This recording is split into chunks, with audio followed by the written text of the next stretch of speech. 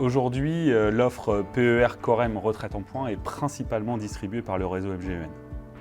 Mais il est vrai que l'UMR distribue aussi en direct à ses prospects cette offre. Les CGP et les courtiers sont également intéressés pour distribuer cette offre car elle a la spécificité d'être une offre en points et c'est un atout concurrentiel important sur le marché car il y en a peu. Le contrat est validé par le service relations adhérents de l'UMR. Lorsqu'un conseiller MGEN souscrit un contrat avec un adhérent, on a le rôle de vérifier l'ensemble des pièces et de valider la souscription du contrat de cet adhérent et de lui confirmer son adhésion. La vie du contrat est gérée par le service relations adhérents de l'UMR qui est en charge de recevoir l'ensemble des demandes des adhérents tout au long de la vie du contrat. Le versement libre par exemple, les modifications de plan de versement, les modifications de clauses bénéficiaires sont des exemples d'actes en cours de vie du contrat.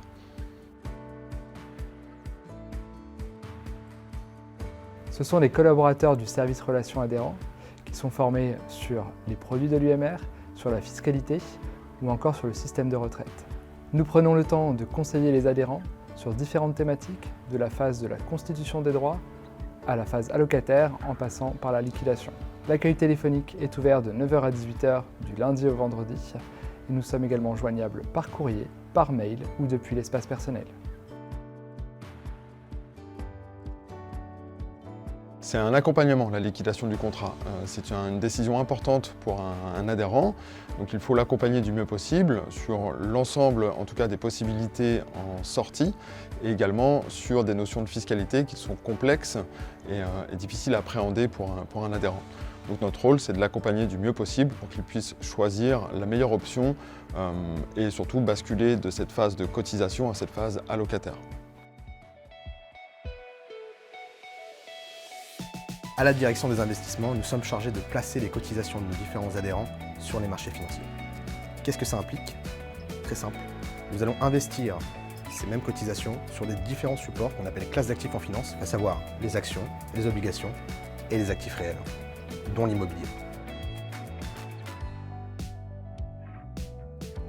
Donc il faut savoir que tous les ans, au sein de la direction des investissements, nous définissons une allocation d'actifs. Qu'est-ce qu'une allocation d'actifs en finance? C'est très simple. C'est de savoir quelle enveloppe je vais dédier à mes différentes classes d'actifs. En l'occurrence, au titre de l'année 2022, nous avons pu avoir 55% de nos actifs qui étaient concentrés sur des obligations, 31% sur des actions et enfin 11% sur des actifs réels, dont l'immobilier.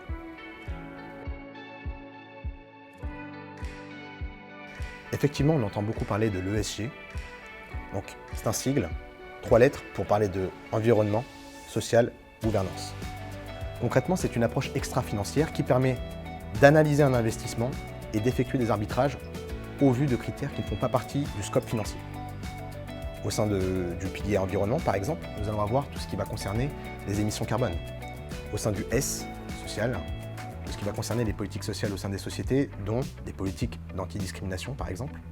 Et enfin, dans le G, la gouvernance, nous allons avoir des critères tels que le nombre de femmes au sein du conseil d'administration.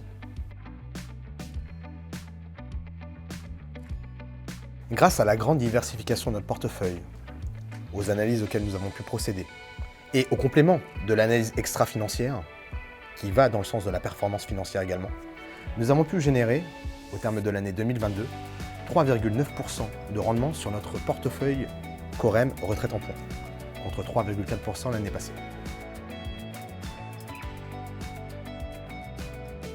Alors sur un PER en points comme le Corem ou Vive Retraite en points, la revalorisation ne se fait pas comme sur un PER classique avec un fonds euro. Sur un PER en points, la revalorisation se fait en fonction du ratio de couverture du régime. Ce ratio de couverture du régime sur un PER en points est là pour s'assurer que la richesse disponible sur le régime permet de couvrir les rentes dans le futur à nos allocataires.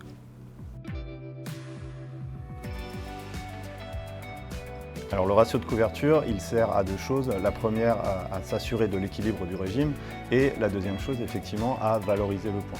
Donc quand on a un régime à l'équilibre, on a un ratio supérieur à 100% et dans ce cas-là, on peut se permettre de revaloriser le point et donc d'augmenter la rente de nos adhérents. À l'inverse, si le ratio de couverture est inférieur à 100%, on va devoir baisser la valeur du point de nos adhérents et impacter à la baisse la rente de nos adhérents pour pouvoir rééquilibrer le régime. Le point n'est pas revalorisé de manière linéaire.